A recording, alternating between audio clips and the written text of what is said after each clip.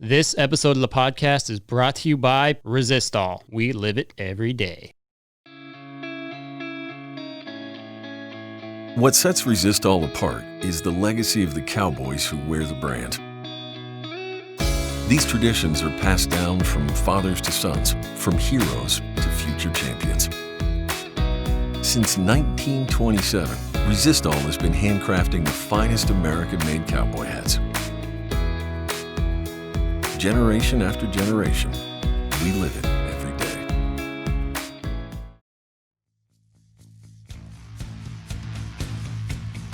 This is The Gauge with host Chance Conradu. Are you freaking serious? It's Conrado.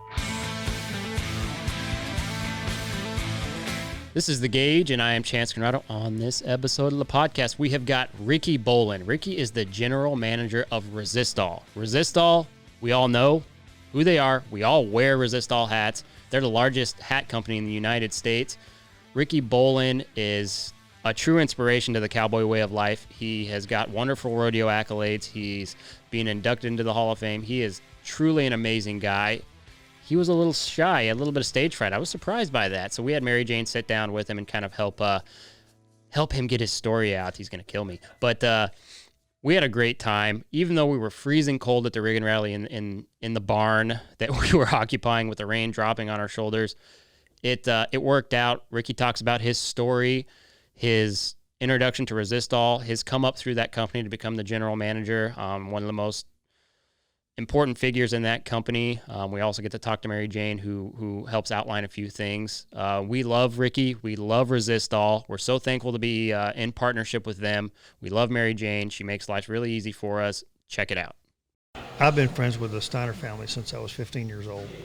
And of course, they were stock contractors. Yeah. And went to all their rodeos back when I was rodeoing and stuff. So we've been great friends and for a long time. And when we got to start sponsoring Rocker, it was just one of the greatest things that we could do as a company, because Bobby and them were so dedicated to rodeo and stuff. Well, they were forever, and then they got out of it, and then Sid got into the bulldogging and becomes world champion and wins the average that year, and then, Rocker comes in, so we had to be a part of that. I mean, they're such an interesting family because they're some of the best people on earth that you'll ever meet, but everything they touch kind of goes right.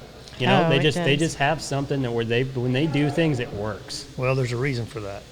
They have a great attitude, and when they wake up every morning, it's a great day, and they're going to make things work. Yep. And that's the difference between.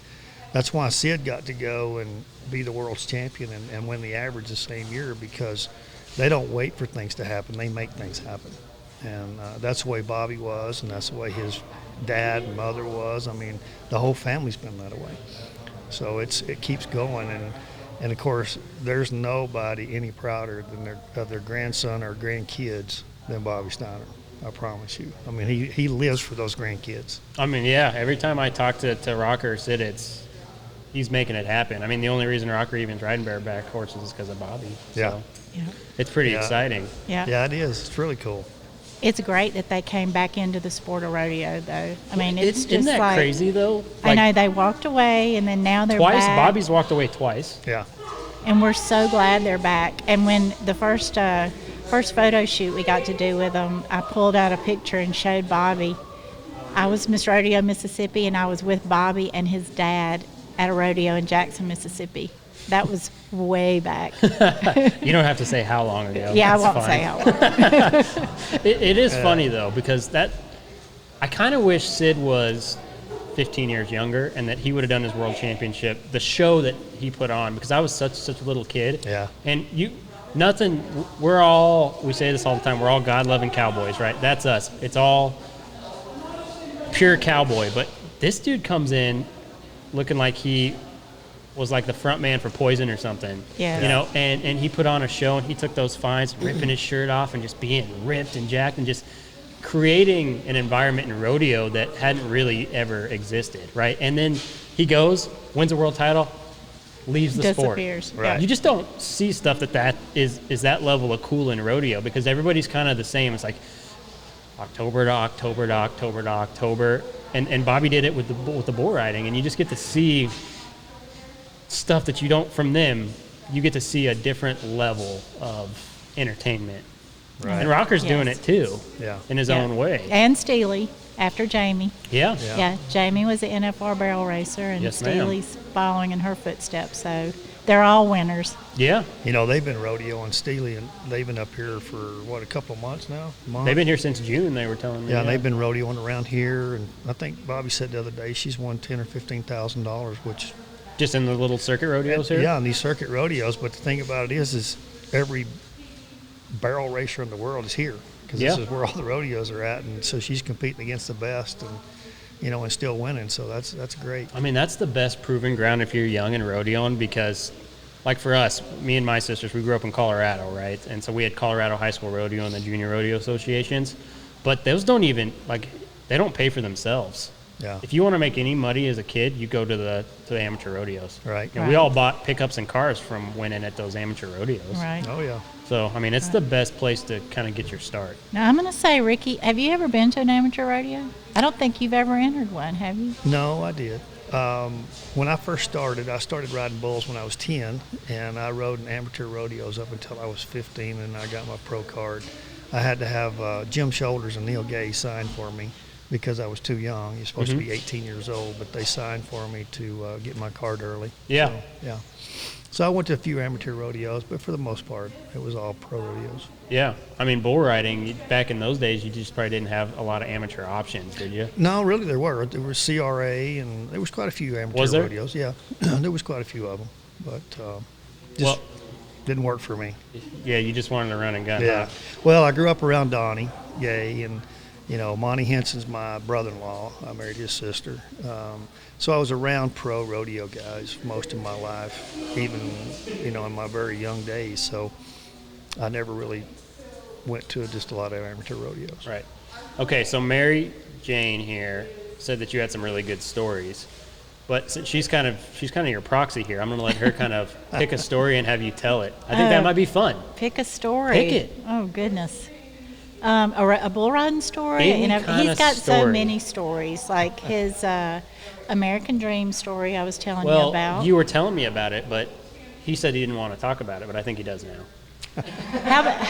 Well, let's start from now and work backwards. So recently, Ricky got the word that he's being inducted into the National Cowboy Hall of Fame, which is amazing, and it really puts a feather in his cap for his career.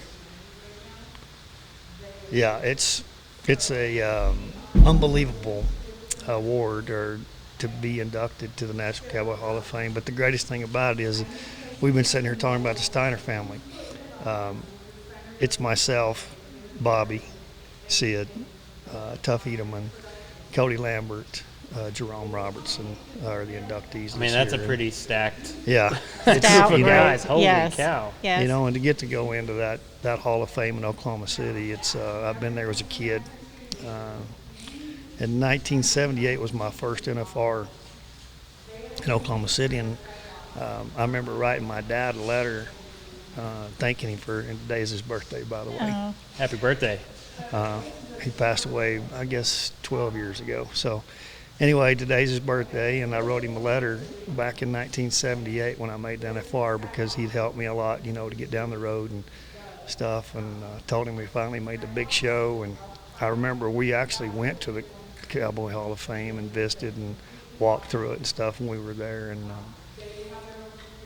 it's pretty cool to be inducted to that, to be able to. Yeah, I wish I could tell him. It'd be it's a cool story. very cool. So Ricky got to ride in Oklahoma City and the first Vegas NFR, right? Yeah, I went to my first NFR was 78 in Oklahoma City, and then 79, and then 83, which was the first year they moved it to the Marriott Center downtown. And then my last year was in 85 when first year they moved to Las Vegas. So that was a different experience. What was that like, though? I mean, because I've always been interested in the guys because it was such a contentious thing when they took it from Oklahoma City and moved it to Vegas. What was it like being on the ground for that? Oh, it's terrible. Yeah. The first year there was, the Cowboys hated it. In Oklahoma City, everybody stayed at the same hotel, like we all stayed at the Holiday Inn, and that was every event at first. The first year I made it there, and then, of course, when they moved it downtown, everybody stayed at the same hotel. But the national finals, back then was really when the timed event guys and the ride event guys kind of got to know each other because we were all staying at the same hotel and around each other, and we got to visit and stuff. Other than that, when you're out on the rodeo trail, you wasn't really, you didn't have time to be buddies with each other. But then we did, and it was a lot of fun. But the first year they moved it to Las Vegas, everybody was spread out all over Las Vegas because different hotels sponsored different events and stuff. And it was a cluster. They didn't have anything dialed in? No, it was a cluster, and like the parking was terrible. I remember, I'll tell a story, Donnie and I, it was my wife and my oldest daughter, who was a baby back then. So anyway, it was Donnie's wife and my wife and our two small children, and they were in the back of the van, and actually my mom and dad were back there. And Donnie, we pull up to go park, and this guy, he was like 6'7", we were driving a van, Donnie was, and this guy's like looking eye to eye with Donnie. That's how tall he was. So Donnie says, hey, I'm going to park over there. And this guy says, nah, you're not. And so anyway, Donnie, he was a little cocky back then, still is a little bit, but he'd won the world several times by then. So he pulls up his buckle and asks this guy if he could read. Yeah, I says, yeah, I can read. Well, Donnie said something else smart to him about that time. This guy reaches through the window and drags Donnie out the window. The van is still in drive. My mom and dad, my wife, Donnie's wife, and our two kids are in the back of this van. I have to jump over. And this story is so incredible because last night, Bruce Ford's here. And so when this guy jerks Donnie out the window, the van takes off. I've got to stop the van, and by the time I get the van stopped, Bruce Ford is on this guy's back. Really? He's got him around the neck, choking him to where he'll let Donnie go. And anyway, that was one of our first experiences, the first performance when we pulled up to national finals in 1985. So there's no way to forget that. No, that's a story I Were can't forget. you pretty quiet guy back then, kind of like you are now, or were you a little wild back in those days? I have my moments. I can get out there amongst everybody, but for the most part, I'm kind of laid back. So speaking of the van, I don't know if it's the same van, but this is a really cool story because, Resistol was one of the very first sponsors of the PRCA, and we've been there 50-something years, and so we talk about sponsorships constantly. But Ricky is actually the pioneer of sponsorships with the PRCA. So he drove the first sponsored vehicle, and it was the Coors van. And I wish we had pictures to show you how cool shag carpet, thing the van was. But isn't that interesting that, it's a relatively new concept, right, as far as sponsoring rodeo. And the patch thing's only been around for like a decade. Right. Yeah. It's such an interesting, the evolution of the sport with companies like Resistol, or you name them, kind of jumping on board and understanding the importance of branding and the value of that. It's kind of changed the whole landscape of rodeos and rodeo shirts. Yeah, 100%. Back then, like I say, there was no advertising in the arena on the Cowboys or anything, and it was probably 1992, I guess. We were at Killeen, Texas, and the rodeos I was with, we were walking out the back gate. And I saw this van over there, and it was all lit up. It didn't have any markings on it or anything, and doors were open, music was playing. So I walk over there, and there was a guy named Dennis Bolin, and I just got to visiting with him, and he owned a Coors distributorship in Temple, Texas. And he had on like gold, diamond rings and gold Rolex watches and stuff. And so I just sat down, I got bullshitting with him, and I said, has Coors ever thought about sponsoring one individual? And he goes, no, not that I know of. So anyway, we had a couple more beers and shook his hand, took off. Well, at the end of that year, we were at Fort Worth, Texas at the Texas Circuit Finals. And I walk up to the concession stand, and there's this guy. And Dennis was a big man. He's about 6'6". And he's just weaving back and forth. Well, I don't remember who he is, but he's weaving back and forth. He's so drunk. And he looks over at me, and he goes, hey. And I said, yes, sir. And he goes, I think I'm going to do that deal. I don't have a clue what he's talking about. I don't know who he is. So he reaches in his pocket and he hands me a business card, and it's Coors Bolin Distributing. And it clicked who he was. So he said, I'm going to do that deal. And I said, well, that'd be great. And so I didn't think too much about it because he was, pretty intoxicated. But I got to asking people about him. And they said, if Dennis Bolin tells you something in his sleep, you can count on it. So then I get excited. Well, about 2 weeks, he told me to come down to his office in 2 weeks, and I did. When I walked into his office, there was a check made out to me on the corner of his desk for $1,000. And he looked at me and he goes, you want a handshake or a contract? And I said, handshake? He goes, that's exactly the way I like to do business. He said, let's go. I said, where are we going? He goes, well, if you're going to rodeo, you got to have something to drive. So we go down to Chevrolet dealership, and he buys me a van, and it's just a plain Jane van, nothing in it or on it. And I sent it to Fort Worth, Texas, and Mayhem was trying to sing back then, and he had a bus, and he had this hippie guy that smoked a lot of pot and stuff, and he was painting this bus for Mayhem. And so anyway, I called and asked him if I could get this hippie, because we had a bumper sticker and a jacket that used to have a Coors emblem on it, and that's what Dennis wanted this van painted like. So I got the hippie, and he hand painted this van, and I drove it for about 5 years. And so Dennis paid me $1,000 a month, which is back in early 90s. That's a lot of money. That's a good contract now. Yeah, that was a lot of money. And furnished me this vehicle. Had my name on the side of it and his name on the side of it. And the only thing he told me, he said, you got to keep it clean. That's what you got to do, and drive it. So, but back then, Coors wasn't in Florida.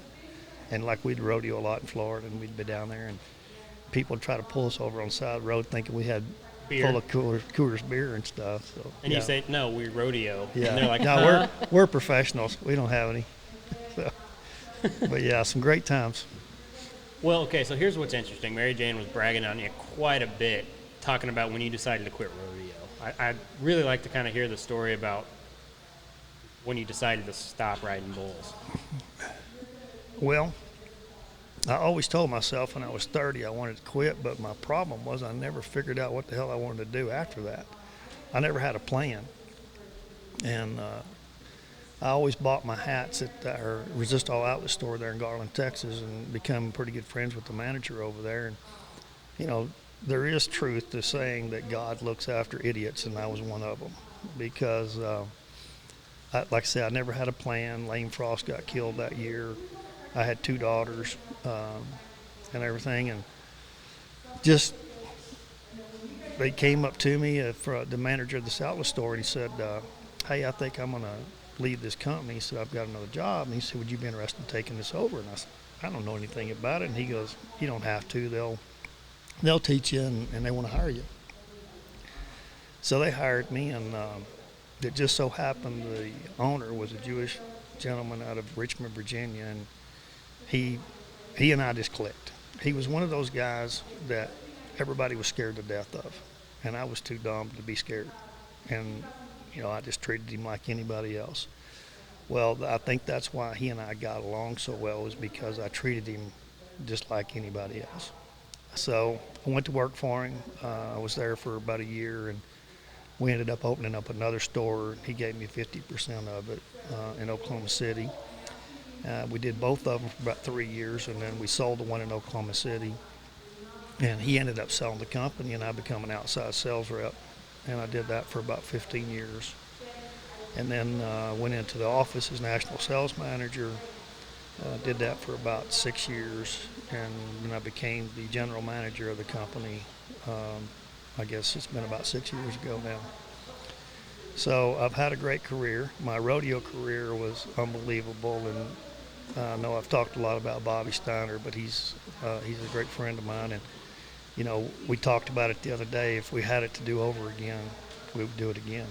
And I might change things a little bit, but for the most part, I've had Mary Jane calls it a storybook life. I have had a storybook life. I won't say I've reached every goal that I've set, but I've reached a lot of them.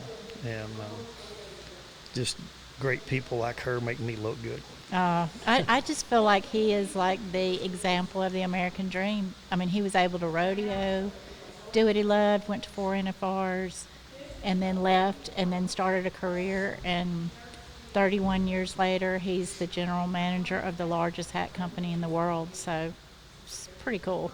I'm saying, I mean, if that's not inspiring for people, because here's what happens a lot with rodeo, right? We're people who rodeo. And this is kind of the tragedy of our industry. It's one of the things that if you listen to the shows, about everyone, you'll hear me say something about how important it is for people to understand when to stop rodeoing and people needing to understand how to transition into something else. And not instead of being the American dream, being the American tragedy, because that's more common in our industry than the American dream. Oh yeah. There's just a lot of people who rodeoed at the highest level. There's people who've had amazing careers who don't know what to do next, and they never figure out what to do next. Yeah. And for people like you who went from step A to Z and did it correctly, even if by accident, it's really important for you to be inducted into the Hall of Fame and to tell these stories, because one guy who may not know what to do next might hear that, and it may change the outcome of his life. The great thing is that people like Ricky Bolin and Bobby Steiner, they knew when to walk away, but they still have such an impact on the Western lifestyle and the Western industry, and they're still helping that industry move forward, you know, in a very successful way. It's inspiring. It's inspiring, cool. And it's the most important thing in our industry. It's more important than the best ropers or the best riders. That's all important, but to keep the history alive and grow it, it takes people just like you. So, well, I appreciate that, but I do think these days and times there's more kids coming around that have college educations and do have a plan for the life after rodeo. I think that's more so now than it was back when I was rodeoing. There was a lot of guys that I rodeoed with that were like me. You know, I'm not proud of it, but I left high school thinking that rodeo was the only thing I'd ever have to do in my life. Like I say, God's blessed me with a lot of opportunities, and He gave me brains enough to take those opportunities. And that's where guys have to step up to the plate when they get through rodeo, and they have to put it behind them.